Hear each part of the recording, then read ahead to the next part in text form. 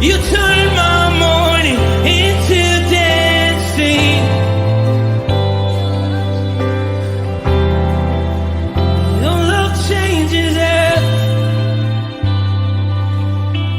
There's something about your love, something about your love changes everything, changes everything. Something about your love, something about your love changes everything, changes everything. Something about your love, something about your love changes everything, changes everything. Something about your love, something about your love changes everything, changes everything. Something about your love, something about your love changes everything, changes everything. Something about your love, something about your love changes every. You turn my morning into dancing. You turn my morning into dancing. You turn my morning into dancing. You turn my morning into dancing. 'Cause your love changes everything. Your love changes everything. You turn my morning into dancing. You turn my morning into dancing. You turn my morning into dancing. 'Cause your love changes everything. Your love changes everything. Oh, there's something about your love, something about your love changes everything in my body. Oh, something about your love, something about your love changes everything. It changes everything. Something about your love, something about your love changes everything. It changes everything. Something about your love, something about your love changes everything, changes everything. Something about your love, something about your love changes everything. Something about your love, something about your love changes everything, changes everything. Something about your love, something about your love changes everything, changes everything. Something about your love, something about your love changes everything. You turn my morning into dancing. You turn my morning into dancing.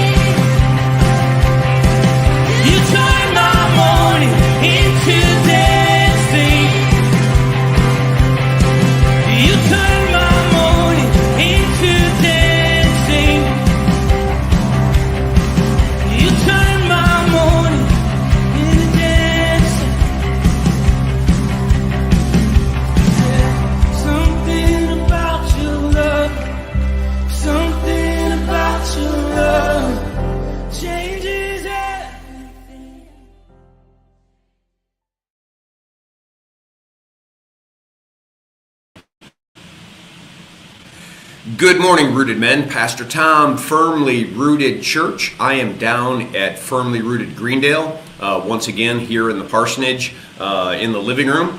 And Maisie's here too, hanging out with me. Hope you're having a good morning. I'm hoping the weather's a little better today. I'd like to get out there with Maisie and have a walk. Let's say hi to a few people, and then we're going to be looking at Ecclesiastes chapter 7. Let's see.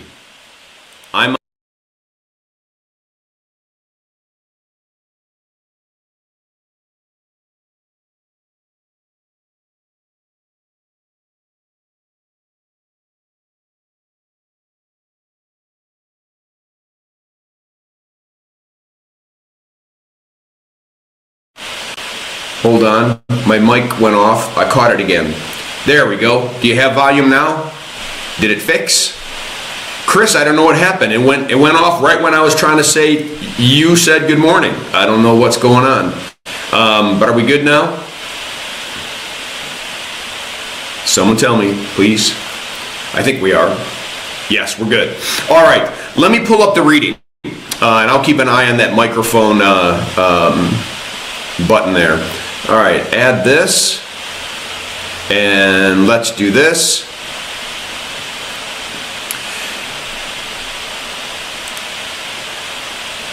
And I'm going to do this. All right, you can see in Ecclesiastes chapter 7, the title of this particular section is Wisdom. Here we go. A good name is better than fine perfume, and the day of death better than the day of birth. Oh boy. Woo! The day of death is better than the day of birth. How do we wrap our minds around that thought? How do we stay consistent with what the writer of Ecclesiastes is saying? He's saying if life lived out in the kingdom of this world, from every direction that I can look at it, is meaningless, then death, which takes me to the next place, has got to be better than the day of my birth. Because the day of my birth, I've lived this life rather than in a garden, I've lived it in the wilderness, in a desert.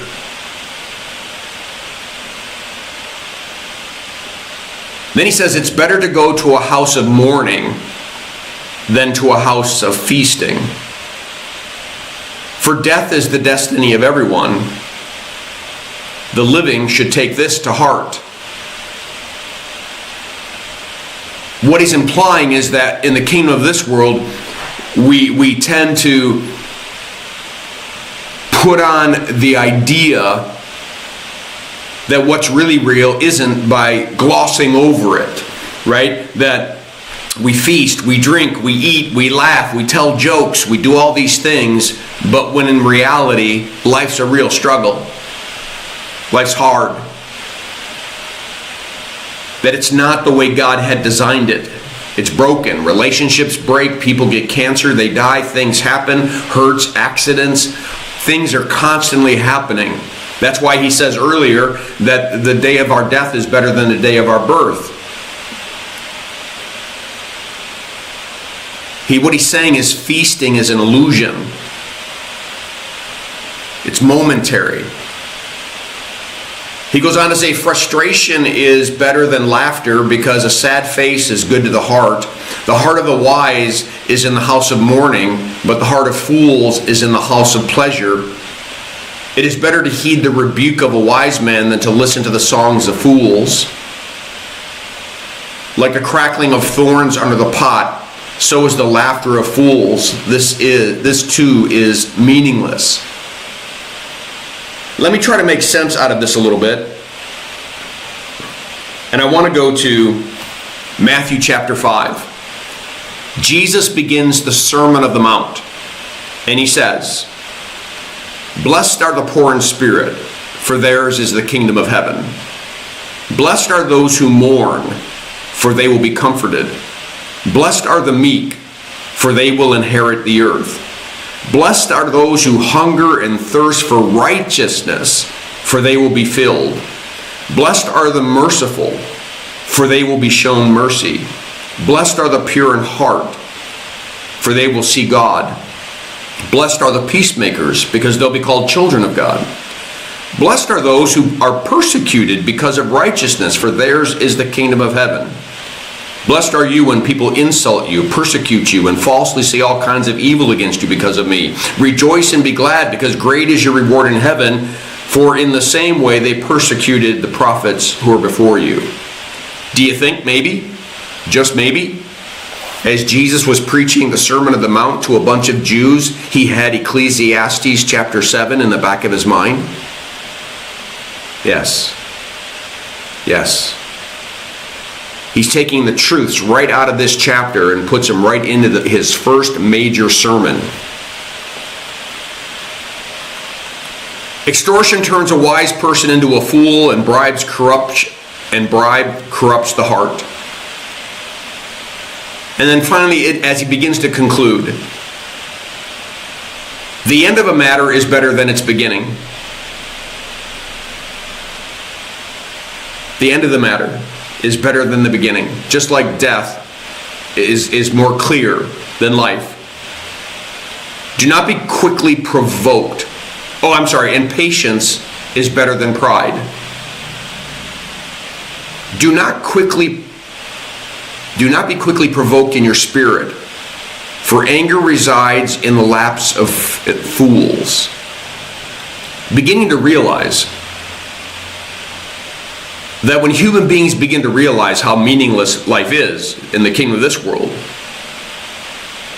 because Satan created the mess, anger and hostility and violence will be soon behind. And just look at our society today and you'll see this being lived out in pure form. Do not say, why were the old days better than these? For it is not wise to ask such questions. And it's also that those days have been made to seem better than they really were. We think about the early 20th century. Oh, life was so simple then. Life was this and that and the other. And then you realize that they had a complete failure to the economy. You had World War I, World War II. We tend to romanticize things. Wisdom, like inheritance, is a good thing and benefits those who see the sun. Wisdom is a shelter, as money is a shelter, but the advantage of knowledge is this: wisdom preserves those who have it. Money's fleeting. He's now beginning to say that wisdom can see things that the average eye can't see. And who shows up? Verse 13, God. Consider what God has done. Who can straighten what he has made crooked? When times are good, be happy. But when times are bad, consider this: God has made the one as well as the other. Therefore, no one can discover anything about their future. There's going to be, let me pull myself out of here for a sec, or pull this reading back out.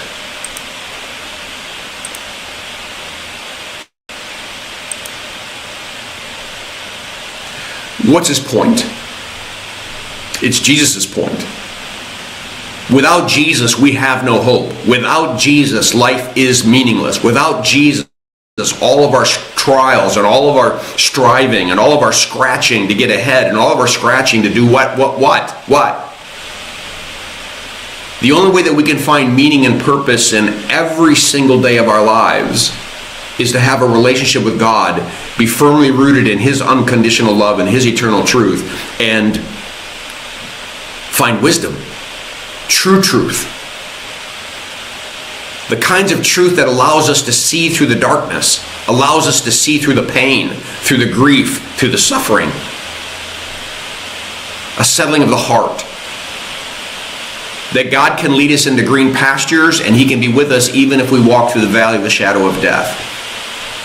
because he's for us and not against us.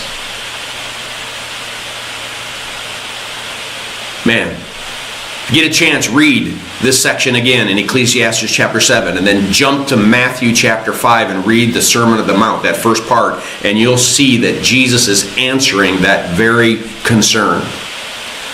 All right, I'll leave it at that. Let's see, who else popped in here?